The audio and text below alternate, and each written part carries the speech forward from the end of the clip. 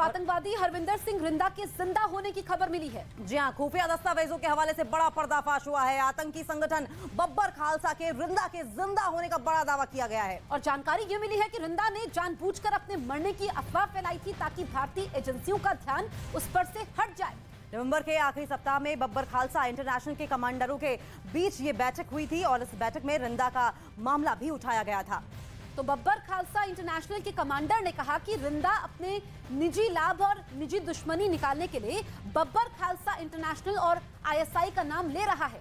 बब्बर खालसा की ओर से कहा गया है कि रिंदा को आईएसआई का समर्थन भी मिला हुआ है। और देखिए, पाकिस्तान में हरविंदर सिंह रिंदा लगातार अपनी पैठ बनाए हुए था और बॉर्डर पर ही लगातार अगर बात की जाए तो नारकोटिक्स और हथियार सप्लाई करता रहा है। और सिद्धू मूसेवाला हत्याकांड में भी माना यह जा रहा था कि लॉरेंस बिश्नोई का कनेक्शन आतंकी रिंदा से निकलकर सामने आ रहा था, लेकिन अब बड़ी अपडेट ये सामने आ रही है कि जानबूझकर उसने अपने मरने की अफवाह फैलाई थी। अब थोड़े दिनों पहले आतंकी हरविंदर सिंह रिंदा के मारे जाने की खबर सामने आ रही थी। न्यूज़ 18 के ओपी तिवारी ने ये बड़ी अपडेट दी है कि रिंदा ने मरने का सिर्फ नाटक किया था। रिंदा को आईएसआई का, आपको बता दें, समर्थन भी प्राप्त है। बिल्कुल, तो आतंकी रिंदा के जिंदा होने का दावा किया गया है और ये बहुत बड़ी खबर है क्योंकि आतंकी संगठन बब्बर खालसा ने ये दावा किया है कि जानबूझकर मरने की अफवाह फैलाई गई थी।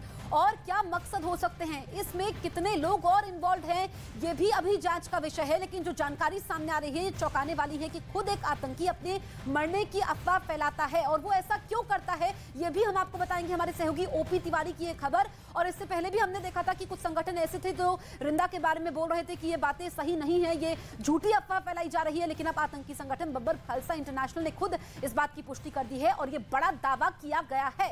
लेकिन इस बीच बड़ा सवाल ये बना हुआ है कि रिंदा आखिर अपने मौत की खबर क्यों फैलाएगा? क्या पाकिस्तान की कोई मंशा तो नहीं है? क्योंकि पड़ोसी देश आतंकिस्तान पाकिस्तान में बताया जा रहा है कि हरविंदर सिंह रिंदा मौजूद है और वहीं से अपना पूरा नेक्सस ऑपरेट करता है और वहीं से चाहे आतंकवाद की कोई घटना हो या फिर गैंगस्टर्स को ऑपरेट करना हो, गैंगस्टर्स को अपने निशाने पर रखकर भारत में कोई, हिंदुस्तान में कोई आतंकवादी गतिविधि को अंजाम देना हो, वहां पर किया करता था। लेकिन बड़ा सवाल यह है कि क्या हिंदुस्तान की जो तमाम जांच एजेंसियां हैं, सुरक्षा एजेंसियां हैं, वो उन पर नजर बनाए हुए थी और उन्हीं को भटकाने के लिए क्या इस तरह से अफवाह फैलाई गई रिंदा की ओर से? लेकिन हमारे सहयोगी लगातार ओपी तिवारी हमारे साथ बने हुए हैं और उन्होंने ही ये बड़ी अपडेट हम तक पहुंचाई है। ओपी, सबसे पहले तो आपसे ये जानना चाहेंगे कि ये खुलासा आखिर हुआ कैसे है? ये आतंकवादी अभी जिंदा है?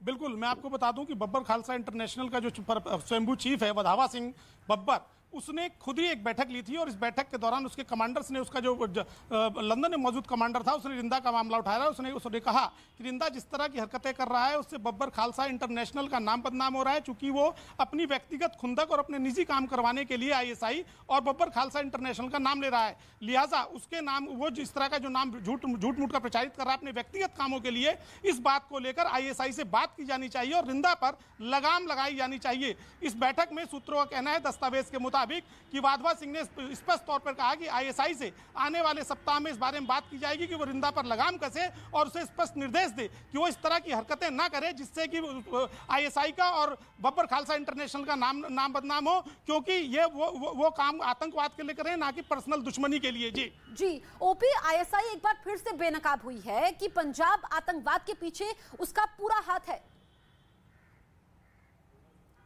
बिल्कुल, मैं आपको बता दूं, आईएसआई बुरी तरह से बेनकाब हुई है, क्योंकि इसके पहले भी आईएसआई ने 26/11 का जो एक आतंकवादी था उसको बता दिया था कि वो मर चुका है। लेकिन जब भारतीय खुफिया एजेंसियों ने उसकी बाबत जांच की तो एफएटीएफ की मीटिंग में बताया गया कि वो शख्स जिंदा है। उसके बाद पाकिस्तानी खुफिया एजेंसी ने उस शख्स को गिरफ्तार किया और आज डेट में पाकिस्तान की जेल में है। इस तरह से मरने का नाटक इसलिए किया जाता है जिससे कि जो उसके ऊपर केस भारत में चल रहे हैं उनमें एक तरह से उसे क्लीन चिट दिलाई जा सके, साथ ही बदले नाम से या छद्म नाम से किसी और पहचान से भारत में अपने आतंकी कार्रवाइयों को लगातार जारी रख सके, और आईएसआई की पुरानी चाल है। बिल्कुल, हमने समय समय पर ओपी पाकिस्तानी खुफिया एजेंसी आईएसआई के रंग देखे हैं, लेकिन रिंदा को लेकर अब खुफिया जो एजेंसियां हैं, सुरक्षा खुफिया एजेंसियां, वो क्या कह रही हैं? बिल्कुल, मैं आपको बता दूं, रिंदा को लेकर ताजा अपडेट यह है कि नेशनल इन्वेस्टिगेशन एजेंसी ने सूत्रों के मुताबिक केंद्रीय गृह मंत्रालय को एक अपनी चिट्ठी भेजी है और उसमें स्पष्ट तौर पर कहा गया है कि रिंदा को वैश्विक आतंकवादी घोषित किया जाए। साथ ही जो भारत में यूएपीए के तहत जो चेंज किया गया है उसके तहत भी उसको व्यक्तिगत तौर पर आतंकवादी घोषित किया जाए। और ये चिट्ठी अब केंद्रीय गृह मंत्रालय के पास पहुंच चुकी है और इस पर केंद्रीय गृह मंत्रालय की मोहर लगने के बाद रिंदा को भी आतंकवादी घोषित कर दिया जाएगा। जी बिल्कुल, तो हमारे सहयोगी ओपी तिवारी की बड़ी खबर है जिसमें जिसमें बड़ा दावा किया गया है कि रिंदा अभी जिंदा है। और सबसे बड़ी बात जो इसमें निकल करके सामने आई है कि रिंदा ने अपनी मौत की खबर खुद फैलाई थी। ओपी, आपका इस तमाम जानकारी के लिए शुक्रिया।